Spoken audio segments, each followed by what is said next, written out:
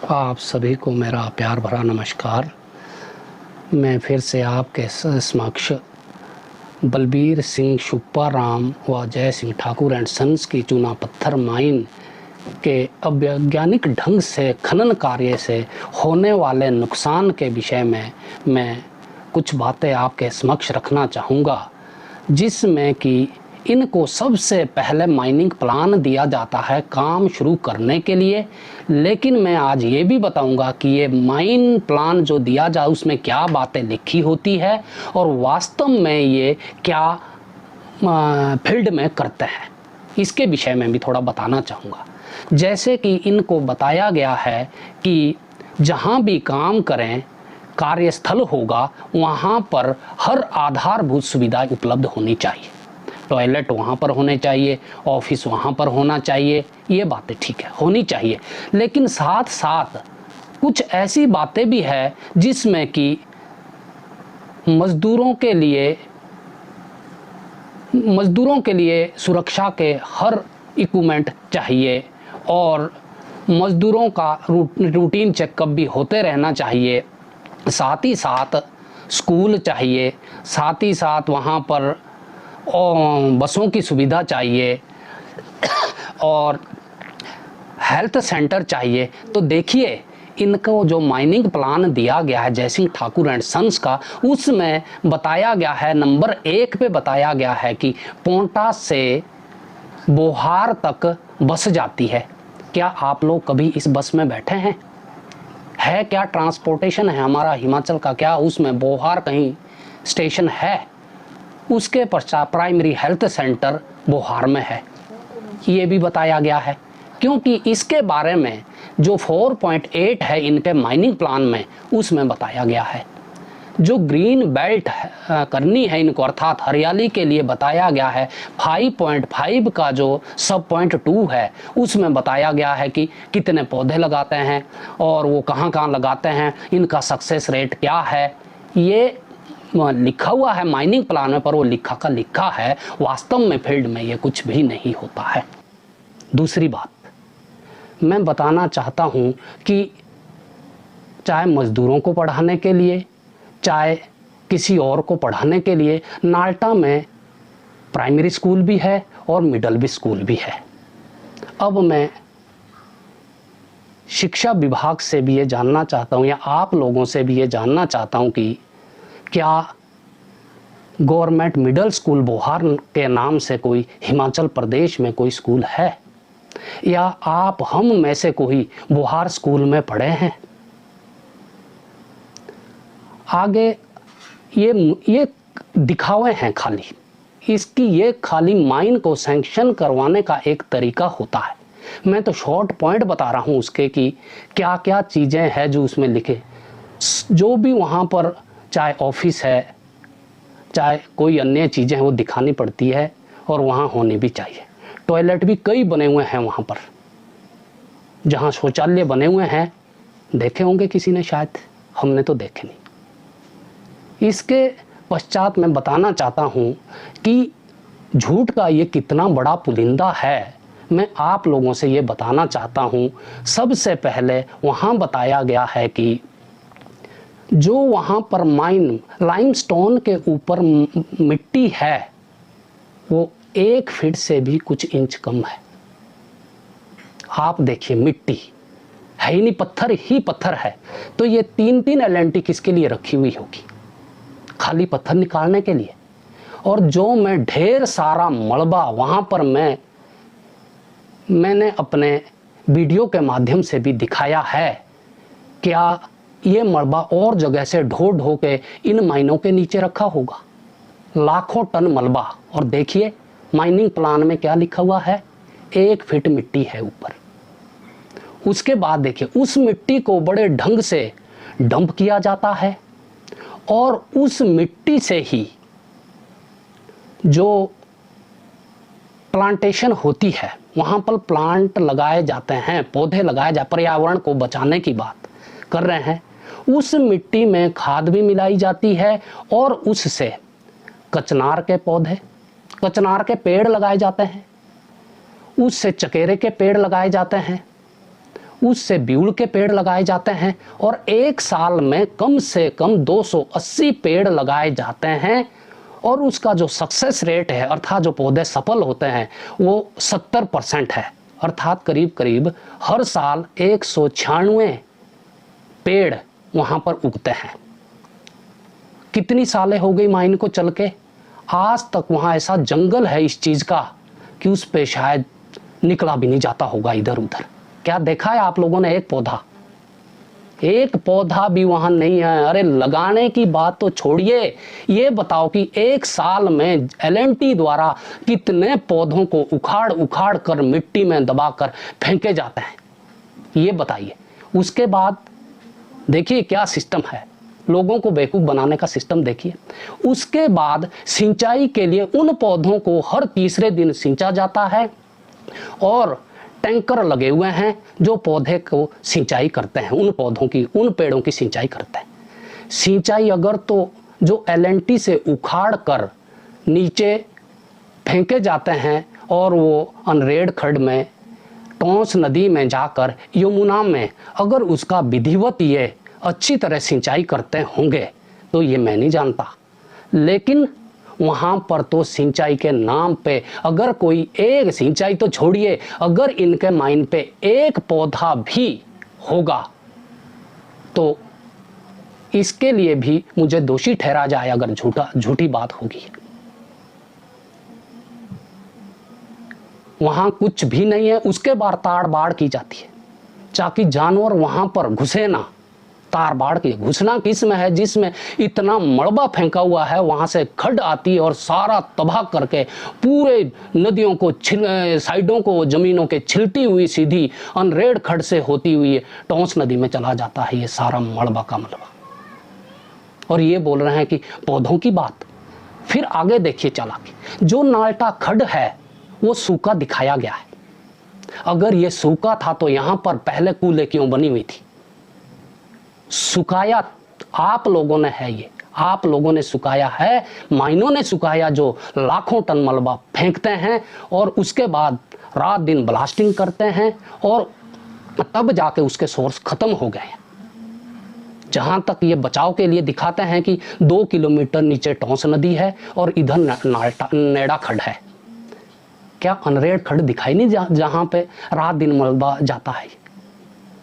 जो नाल्टा खड्ड बताया गया है उसकी जो चौड़ाई है वो 1 फीट है, कहीं ज़्यादा भी होगी। जब ये लाखों टन मलबा जिसके मैं ढेर दिखा रहा हूँ आप लोगों को, क्या 1 फुट जगह में आ सकता है इतना मलबा?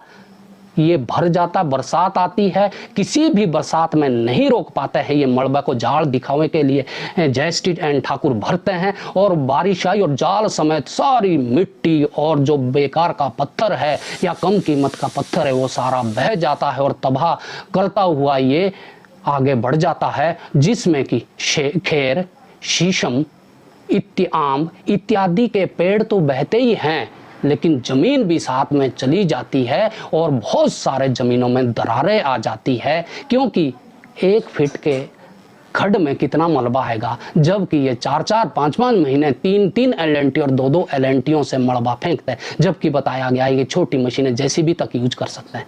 तो ये शो के लिए रखी हुई है 3-3 एलएनटियाँ, इनका कोई डंप यार्ड नहीं है। जो बताते हैं 4 साल में हम 6 बेंच काटेंगे, अगले साल हम 5 साल में अगले 12 बेंच काटेंगे। अरे दिखा तो दीजिए बेंच कहाँ कटे हुए? कुछ कटा हुआ नहीं है। ये रात दिन मलबा फेंकते रहते हैं और लोगों की जमीनों को बर्बाद करते रहते हैं।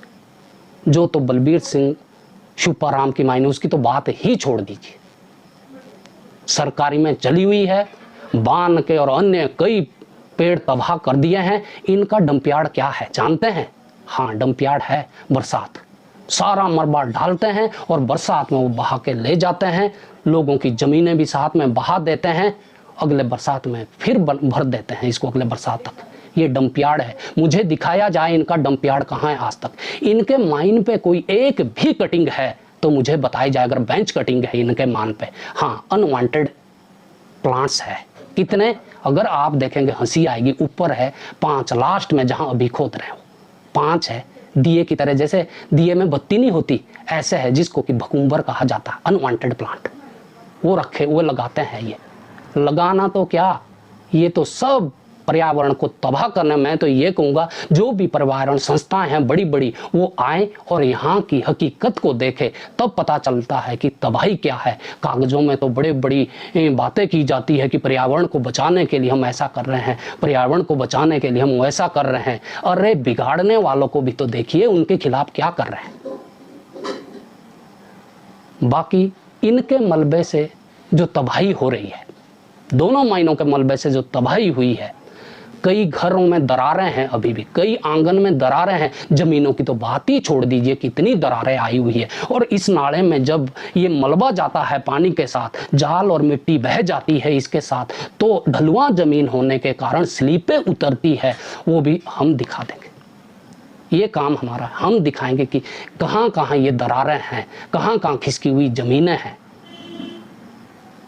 ये लोगों के साथ खिलवाड़ करते हैं, अनपढ़ लोगों के साथ खिलवाड़ करते हैं, ये गरीब और शरीफ लोगों का जीना तो हराम कर देते हैं, उसके नाम पे कुछ भी नहीं देते जो नुकसान होता है। मैं ये पूछना चाहता हूँ, जो इतना मलबा डाला जाता है, और मलबा ये मलबा थोड़ी है जो बहुत सारे पत्थर है, बेचते तो वो सिर्फ वही पत्थर है जो बहुत कीमती होता है, बाकी तो सारा कैरीज से बचने के लिए सारा फेंक देते हैं, जिससे देश की संपदा को बड़ा भारी नुकसान हो रहा है और इलाके को बहुत सारा नुकसान हो रहा है। एक तो ये लंबे समय तक मायने चलती और इससे पत्थर भी सिस्टम से निकलता, मलबा भी कम आता, लेकिन ये सारा का सारा, इसीलिए वो 3-3 एलेंटियां रखी हुई है। सारा का सारा पत्थर जो महंगा नहीं होता है उसे भी मलबे के साथ बहा देता है, बाहर फेंक देता है और वो मलबे के साथ तबाही मचाता है। अगर आपको फिर भी यकीन ना हो तो उस पत्थर को मिला के देखिए और डाक पत्थर में जो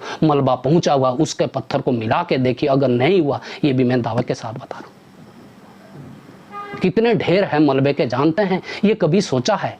हमें तो बड़ा दुख होता है। जिस टाइम जयसिंह एंड ठाकुर की माइन आई थी, यहाँ पर बोल रहे थे, इनका मालिक भी आए थे कि जिस दिन भी किसी को परेशानी होगी हम बंद कर देंगे, हम तो रोजगार देने के लिए आए हुए हैं, सिर्फ हमारा मकसद तो रोजगार देना है। हम शुक्रगुजार है उस ईमानदार, मेहनती और कर्मठ व्यक्तित्व की, अर्थात इसके मालिक की है। कितने अनोखा व्यक्तित्व है, कितना ईमानदार व्यक्तित्व है, कितना सेवा करने वाला व्यक्तित्व है वो। अगर इनकी सेवा के बारे में बताया जाए तो इलाके के लिए बेहद सेवा करते हैं, जिसका कि एक छोटा सा नमूना बता रहा हूं मैं। जो भैला गांव है वहां पर मंदिर है, ये सारा उनकी देन है। लेकिन जो ढूंढ के ये दोनों मैनेजर रख रखे हैं, दिखावे के लिए तो बड़े सामाजिक कार्यकर्ता बनते हैं, लेकिन इनके द्वारा ही तबाही की जाती है। जब बताया जाता है इनको कि मलबा रोक दो, नीचे घर बहने वाला है, जमीनें जाने वाली है, तो सुनाई नहीं देते, कानों पे जूं नहीं रेंगती है। क्योंकि उनका क्या जाना है, बोलो? बर्बाद तो हम हो रहे हैं ना। वो तो चले जाएंगे कमा कुमू के, जहां भी जाना है, वो तो बहुत कमा चुके हैं। लेकिन हमारे लिए जो छोटे मोटे आशियाने हमारे बुजुर्गों ने बनाए थे, उसको भी बिगाड़ने में लगे हुए हैं। मैं खुद कहता हूं कि अगर एक तेज बारिश हो गई तो शेष बची जमीनें कुछ भी नहीं बचेगी, मेरी तो खासकर नहीं बचेगी। इतना मैं जरूर कहना चाहता हूं कि जब खैर और शीशम जैसे इतने कीमती पेड़ माने जाते हैं, तो इसकी वीडियो मैं स्वयं दिखाऊंगा कि 10 तारीख से पहले खैर की और शीशम की क्या स्थिति थी, और उसी मलबे के कारण जो 11 तारीख को बह गया है, अब वो खैर और वो शीशम कहां गए हैं, ये मुझे बताया जाए। पहले की वीडियो दिखा दूंगा मैं, उससे पहले की लेटेस्ट। अगर अनरेड खड्ड की बात ये बिल्कुल भी नहीं करते, अगर इनका मलबा वहां नहीं आता, उसमें पानी नहीं होता, उस खड्ड में नाटे के मलबे जाते ही वहां पर 5-5 घराट थे, वो भी खत्म हो गए। धान की क्यारियां थी, वो भी खत्म हो गई। अभी भी एक बारिश का और इंतजार होगा, आप देखेंगे कि जो उसके किनारे बहुत सारे शीशम के पेड़ है, बहुत तो बह गए पिछले बार, लेकिन जो बाकी उसकी भी वीडियो रखी हुई है। उसमें आप तबाही देखेंगे जब वो सारे के सारे बह जाएंगे। और सरकार बोलती है कि एक पौधा अगर कोई काटेगा तो उसके लिए भी सजा होती है। तो जो ये रोज का खेल कर रहे हैं, अर्थात जो एक बारिश आने पर सीधा मलबा ऊपर से वो बहा देता है, इनका डंपिंग यही है, सीधा बहा देते हैं और उससे तबाही मचती है, बेहद तबाही मची है। ये तो टोंस नदी के फ्लो को भी रोकने की ताकत रखता है, इतना मलबा है, लाखों टन मलबा है। नहीं हो, मैं दिखाऊंगा, वीडियो मैं दिखाऊंगा बनी हुई। कहां से आया ये मलबा? किसी ने उठा के तो नहीं रखा। ये लोगों को बेवकूफ बना रहे हैं, सीधे साधे लोगों को, शरीफ लोगों को ये दबाना चाह रहे हैं। लेकिन मैं तो आप लोगों से इतना निवेदन करना चाहूंगा कि भविष्य में आप देखेंगे कि जो इनके द्वारा तबाही होगी उससे सब खत्म होगा, केवल नक्शों पे रह जाएगा कि यहाँ इनकी ज़मीन थी, यहाँ पर इनकी ज़मीन थी, वो भी बह गई है। तो मैं तो केवल इतना कर सकता हूँ कि उसको मैं अपने किताब के माध्यम से, हम लिखेंगे उसमें कि इनके इस ज़मीन के बर्बाद होने के मुख्य कारण क्या है, हम कारण तो बता देंगे, पर उन कारणों से होगा क्या? क्या मैं खोई हुई ज़मीनें वापस दिला पाऊंगा? नहीं। हम तो केवल एक किताब में संजो कर यादें रख सकते हैं, लेकिन हम खोई हुई ज़मीनें वापस नहीं दिला सकते यदि सही समय पर आप लोगों ने हाथ नहीं बढ़ाया। ये जो माइन के धंधे हैं, इनके चलाने के जो तरीके हैं, वो बिल्कुल उस तरह है जैसे कि जिसको स्वीट पॉइजन कहते हैं। जैसे शरीर में मान लो शुगर है, शुगर भी एक स्वीट पॉइजन है। अगर शरीर में शुगर हो जाता है तो वो किडनियाँ ख़राब कर देती है, वो शरीर में नसों का में ब्लड चलना बंद कर देता है, कई बीमारियां हो जाती है और आदमी को खोखला कर देता, वो आदमी किसी लायक नहीं रहता। यही स्थिति बनौर के इन माइनों से होने वाली है।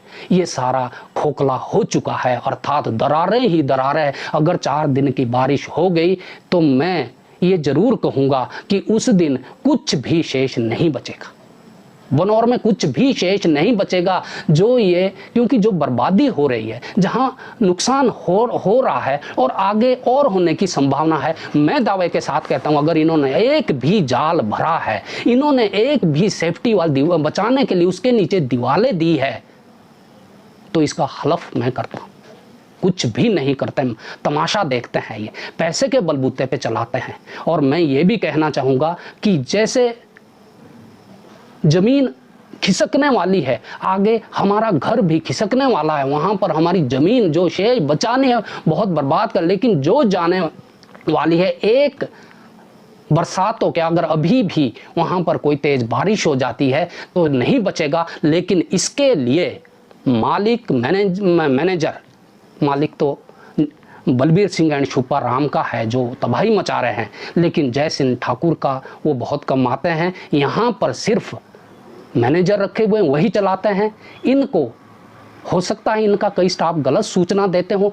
जब हम बोलते खुद आके देखिए आप स्थिति को, तो बोलते हैं हम तो चल नहीं सकते, हम तो बीमार हैं, वहाँ पर आ नहीं सकते, हम चलने के, अरे चल नहीं सकते वहाँ पे तो पद तो छोड़ सकते हैं, फिर क्यों वहाँ पर लगे हुए? देखिए वास्तविकता देखिए आप। हो सकता है आपका कोई स्टाफ मेंबर सही सूचना ना देता हो, आपको गलत फहमी में रख रहा हो, ये भी तो हो सकता है। आप उन्हीं के कहने पे जा रहे हैं कि वो बिल्कुल सही बता रहे हैं। हम तो दोषी आपको ठहराएंगे जो उनकी बातें सुनते हैं, बाकी हकीकत में देखते नहीं है। गाड़ियों से जाइए आप, देखिए आप, जब मैनेजर है, आप मालिक है, मैनेजर को वही पावर होती है जो मालिक को होती है। उस देवता स्वरूप मालिक को भी आप लोग तो बदनाम कर रहे हैं। और बलबीर सिंह छुपा राम, ये तो मैंने बताया हुआ है, ये तो सिर्फ बर्बादी ही बर्बादी की जड़ है। ये माइन तो इसमें रात दिन LNT चली हुई रहती है। अगर इनका मलबा देखेंगे तो स्वयं आपको डर लगेगा कि कितना मलबा इन्होंने फेंका है। तो मैं यही कहना चाहूँगा कि अभी भी समय है, जो हमारे शरीफ गरीब लोग जिनको दबाया जाता है, अभी भी समय है कि इस बीमारी को अभी भी रोक लो। और ये तो मैं बता रहा हूँ, अगर कुछ भी होता है आगे, कोई भी ऐसी घटना घटती है, पूरा इलाका ही बह जाता है, या किसी का घर बह जाता है, ज़मीन बह जाए, तो इसके लिए पूरा माइनिंग डिपार्टमेंट जिम्मेदार होगा, जो कि इतने बार आपसे प्रार्थना करने के बाद भी जो इस पर कोई एक्शन नहीं ले रहे हैं। अर्थात माइन को स्लीपें बंद, जैसे अभी बोलते हैं अभी तो स्लीपें बंद कर रखे। अरे स्लीपें बंद करने से क्या होता है, कटिंग का काम तो अभी चलता है, दो एलएनटियों से मलबा तो अभी फेंका जा रहा है, और इनके पास बरसात के जो बारिश आती है नाटा खड्ड में, वो उसको रोकने के लिए कोई उपाय नहीं है। ये दिखावे के लिए जाल भरते हैं और सारा बह जाता है। ये मैंने पहले ही बताया कि बलबीर छुपाराम कोई टेंशन नहीं पालते, ये सीधा मलबा फेंकते रहते हैं। मुझे एक बेंच कटिंग बता देना, माइनिंग के विषय में बात ही करना छोड़ दूंगा मैं। इनके अगर लाखों टन मलबा नहीं हुआ तो इस विषय में बात ही करना छोड़ दूंगा। जिनका सारा का सारा बस डंप यार्ड यही है कि जो नीचे पहुंच जाता है ये डाक पत्थर तक मलबा। अनरेड खड्ड और टोंस नदी में तो कितने ढेर लगे हुए होते हैं। लेकिन डिपार्टमेंट को मैं फिर बता रहा हूँ, और जितनी पेड़ पौधों की तबाही हो रही है ये फॉरेस्ट डिपार्टमेंट का भी जिम्मेदारी बनती है। जो ये सारा मलबा फेंक रहे हैं, पानी भी दूषित हो रही है, अनरेड खड्ड भी, पर्यावरण बिगाड़ रहे हैं, सुधार का पर्यावरण विभाग का भी दायित्व बनता है जब पोंटा में खोला गया है कि वो भी देखें यहाँ पर क्या हालात है। तो हम तो इतना ही कहेंगे कि कोशिश करना हमारा फर्ज है, बाकी पैसे के आगे किसी की नहीं चलती है। आजकल पैसा ही सब कुछ होता है, लेकिन जिसके पेरेंट्स ने अपना आशियाना पसीना बहाकर बनाया होगा और ये चंद माइन के ठेकेदार आकर इसे तबाह कर दे, जो कि हमारी कितनी पीढ़ी उससे जीवन निर्वाह कर चुके हैं और कितनी पीढ़ी आगे करती जो इसको तबाह करने में लगे हुए हैं। कोशिश तो हम भी करते रहेंगे जब तक जिंदा रहेंगे। बाकी मैं इस पर वीडियो डाल रहा हूँ, फोटो डाल रहा हूँ, और कुछ फोटो, अधिकांश फोटो वो होंगे जो 10 तारीख से पहले के हैं, और जो रात को बारिश में इनके जाल मलबा और बेकार के पत्थर आके जो तबाही मची, उसकी 11 तारीख के वो तबाही के वीडियो फोटो मैं आपको भेज रहा हूँ। इसके साथ ज़रूर देखें, आपको हकीकत का पता चलेगा, जिससे कि आपके मन में शंका ना रहे कि ये व्यक्ति गलत बोल रहा है या झूठ बोल रहा है। ये वो व्यक्ति है जिसने अपने लाइफ में झूठ ही नहीं बोला है। मैं दिखाऊंगा ये चीज़ें, किसी भी जो बात मैंने बताई है उसमें आप कुछ भी पूछ सकते हैं मेरे से कि ऐसा तो है नहीं। हो सकता है आप जो इन्होंने पेड़ पौधे लगाए हैं उस इलाके में आप नहीं जा सकते होंगे, क्योंकि वहाँ तो जब 280 पौधे रोज़ लगाते हैं, हर साल लगाते हैं, इतने सालों में तो ना जाने कितना जंगल बन गया होगा। ये जंगल बनना है, इन्होंने कुछ नहीं लगाते, जो होते हैं वो भी बिगाड़ देते हैं।